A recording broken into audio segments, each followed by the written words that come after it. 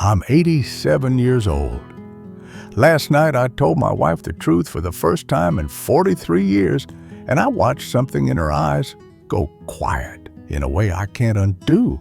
My name is Michael. I'm saying this now because there isn't much time left to say anything at all, and because silence has already taken enough from us. We were sitting at the small kitchen table, the one with the loose leg I never fixed. It was late.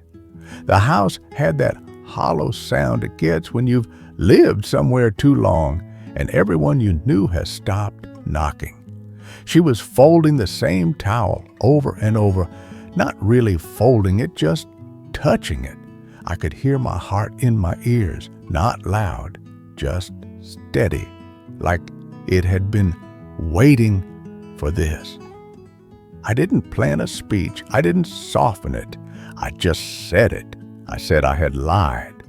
I said I'd been lying for most of our marriage. Not about money, not about another woman, about something smaller and somehow heavier than both. I told her I had been pretending to be someone I wasn't. Every day with her. For a long time she didn't speak. She didn't cry either. She just kept touching that towel like it was the only solid thing left in the room. When she finally looked up at me, I realized she wasn't shocked. She was tired. That was worse. At my age, time doesn't move the way it used to. Days feel thin. Years collapse into each other. I wake up and feel like I'm already late for something I can't name. Death doesn't scare me the way it once did. What scares me is how much of my life passed without me really being there. I keep thinking about all the nights I could have said something, all the mornings I chose not to. It never felt like lying at first. It felt like keeping the peace. It felt like being responsible. It felt like love, or at least that's what I told myself. When we were young, in our 20s, I believed there would always be time to explain myself later. I was working long hours then. Everyone was. I came home tired, sat in my chair, and listened to her talk about her day while my mind stayed somewhere else. I nodded, I smiled, I agreed. I thought that was enough. I didn't think I was doing anything wrong. I thought I was being steady, reliable, the kind of man people respect. I didn't see how distance can grow without shouting, how a marriage can thin out quietly, like fabric worn soft by years of use. There were moments, small ones. She would ask me how I really felt about something. I would give her an answer that sounded right, instead of one that was true. I told myself it didn't matter. I told myself love was about staying, not about saying everything out loud. 43 years went by that way. And now, at 87, sitting across from the woman who shared my entire adult life, I finally understood something I wish I had understood sooner. Some truths don't rot if you keep them hidden. They fossilize, and by the time you dig them up, they're too hard to fit back into anything living. She folded the towel one last time and stood up. She said she needed to lie down, not because she was angry, because she was tired. I stayed at the table after she left the room. I stayed there a long time. The chair across from me was empty, and for the first time it felt honest. That's where this story really begins.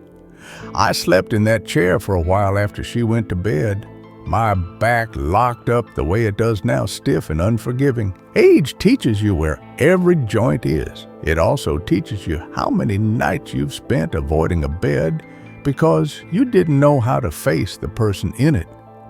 In the morning, She made coffee like she always does, 2 cups, same mugs. Nothing dramatic changed. That almost hurt more. When everything stays normal, you realize how much damage can exist beneath ordinary things. She asked me if I wanted eggs. I said yes. My voice sounded older than I felt. Or maybe younger. I can't tell anymore. We didn't talk about what I told her, not that day or the next, but it was there, between us, like a door left open to a room neither of us wanted to enter again.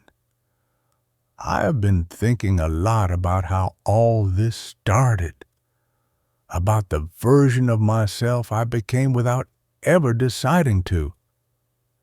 When I was in my 30s, I learned quickly that certain parts of me made life harder. I questioned things. I hesitated. I wanted to talk things through. None of that was useful where I worked. So I learned to smooth myself down. I learned to give answers instead of thoughts. At home, I kept doing the same thing. It felt efficient, clean. I didn't realize I was slowly erasing myself from the marriage and replacing myself with something easier to live with. There were nights she sat beside me on the couch, close enough that I could feel her breathing change when she wanted to say something important. I would feel it and I would pretend not to.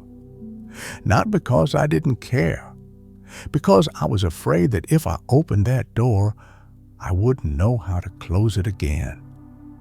So I told myself we were fine. I told myself couples don't need to say everything. I told myself silence was safer. Years passed. Children came and went. The house filled up and emptied again. We got older, quieter. The big arguments never came, and I took that as proof I was doing something right. But the cost didn't arrive all at once. It came in pieces. In the way she stopped asking certain questions, in how our conversations shortened without either of us noticing, in how she started turning toward books instead of me when something troubled her. I noticed it, but I didn't name it. Naming things gives them weight. I was good at pretending weight didn't exist. Then came the hospital visit last year. Not a dramatic emergency, just enough to remind us that bodies don't negotiate. Sitting there, watching her sleep in that narrow bed, I realized I didn't know if she truly knew me. Not the man inside, just the one I showed. That thought stayed with me. It followed me home. It sat beside me at night. It grew louder than my fear. That's why I spoke. Not to fix anything, not to make things better, but because I didn't want to die, having never been honest with the one person who deserved it most. Some truths don't save you. They just stop the lying. And sometimes that has to be enough.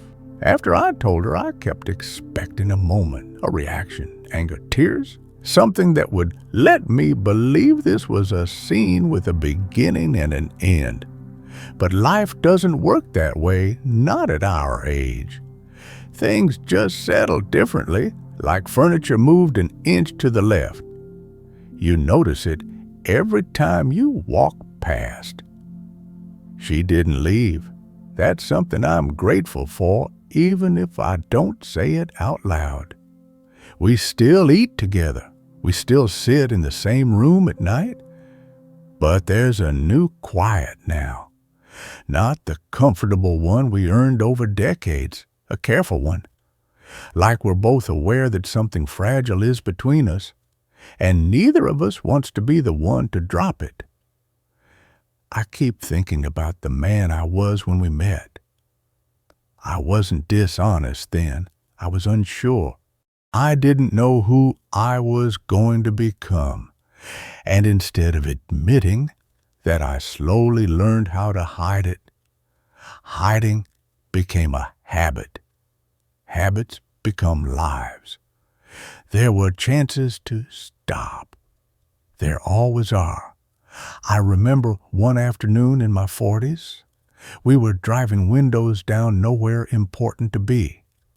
She asked me if I was happy, not satisfied, not busy happy. I laughed and said something light. She didn't push. I didn't answer. That was the moment, I think, the one I stepped past without realizing it mattered. Regret doesn't feel like people describe it. It isn't loud. It doesn't shout at you. It sits beside you and waits until there's nothing left to distract you. Old age gives it plenty of space. Now, when I looked at her, I see both the woman she was and the one she had to become because of my silence. That's a hard thing to carry. Harder than any argument we never had.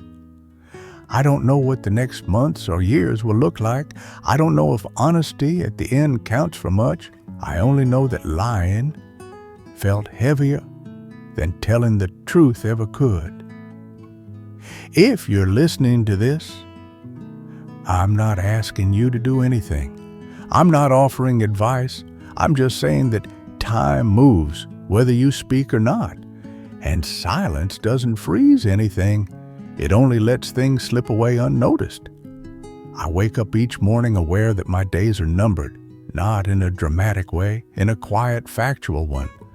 That knowledge doesn't make me brave. It just makes me honest in ways I should have been long ago.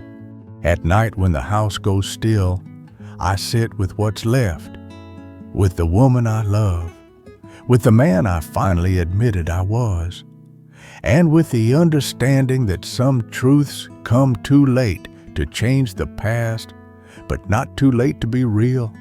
That's all this is. A man near the end finally choosing not to lie anymore.